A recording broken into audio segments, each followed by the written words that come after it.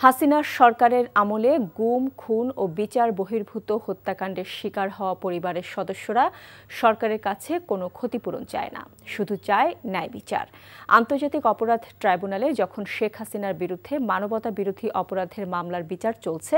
তখন ট্রাইব্যুনালের বাইরে মাজার কেটে অনুষ্ঠিত মানববন্ধনে গুম ও বিচার বহির্ভূত হত্যাকাণ্ডের শিকার হওয়া পরিবার ও স্বজনদের সংগঠন মায়ের ডাকের পক্ষ থেকে এই দাবি জানানো হয়। মায়ের ডাকের সংগঠক সানজিদা ইসলাম তুলি এই দাবির পাশাপাশি আরও অভিযোগ করেন, শেখ হাসিনার পতনের 1 বছর পরও গুম হওয়া পরিবারের সদস্যদের বিচারের দাবিতে রাস্তায় দাঁড়াতে হচ্ছে, এটা কোনো অবস্থাতে কাম্য নয়।